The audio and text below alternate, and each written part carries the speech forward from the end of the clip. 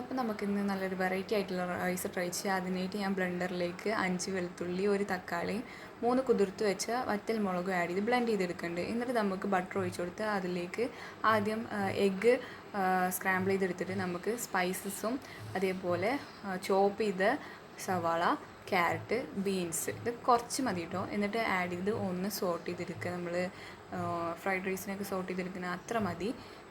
എന്നിട്ട് നമ്മൾ എന്ത് ചെയ്യുക, നേരത്തെ മാറ്റി വെച്ചിരുന്ന ടൊമാറ്റോൻ്റെ ആ ഒരു പേസ്റ്റ് നമ്മളിതിൽ ആഡ് ചെയ്തിട്ട് അതിൻ്റെ പച്ചമണക്കൊന്ന് മാറുന്ന വരെ നല്ല രീതിയിലൊന്ന് സോട്ട് ചെയ്തെടുത്തതിന് ശേഷം 1 ടേബിൾ സ്പൂണ് ടൊമാറ്റോ സോസും 1 ടേബിൾ സ്പൂൺ സോയ് സോസും ആഡ് ചെയ്തിട്ട് നമുക്ക് ഒന്ന് സോട്ട് ചെയ്തെടുത്തതിന് ശേഷം കുറച്ച് മഞ്ഞൾപ്പൊടി, മുളക് പൊടി, കാശ്മീരി മുളക് പൊടിയാണ്, പിന്നെ കുറച്ച് മല്ലിപ്പൊടി ആഡ് ചെയ്ത് ഒന്ന് സോട്ട് ചെയ്തെടുത്തതിന് ശേഷം നേരത്തെ മാറ്റി വെച്ചിരുന്ന സ്ക്രാമ്പിൾഡ് എഗ്ഗ് നമ്മൾ എന്ത് ചെയ്യുക, ഇതിലിട്ട് മിക്സ് ചെയ്യുക.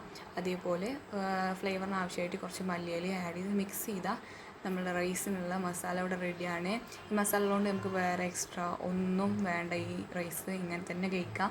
അപ്പോൾ നേരത്തെ മാറ്റി വെച്ചിരുന്ന ബസ്മതി റൈസ് ആഡ് ചെയ്തിട്ട് നല്ല രീതിയിൽ മിക്സ് ചെയ്തിട്ട് നമ്മൾ ടേസ്റ്റി ആയിട്ടുള്ള റൈസ് റെഡിയാണ്. അപ്പോൾ അത്രേ ഉള്ളൂ, വളരെ സിമ്പിളാണ്. നമുക്ക് കുട്ടികൾക്ക് ലഞ്ച് ബോക്സിലൊക്കെ കൊടുത്തു വിടാം. അപ്പോൾ എല്ലാം ട്രൈ ചെയ്ത് നോക്കുക. അപ്പോൾ അത്രേ ഉള്ളൂ, ബൈ.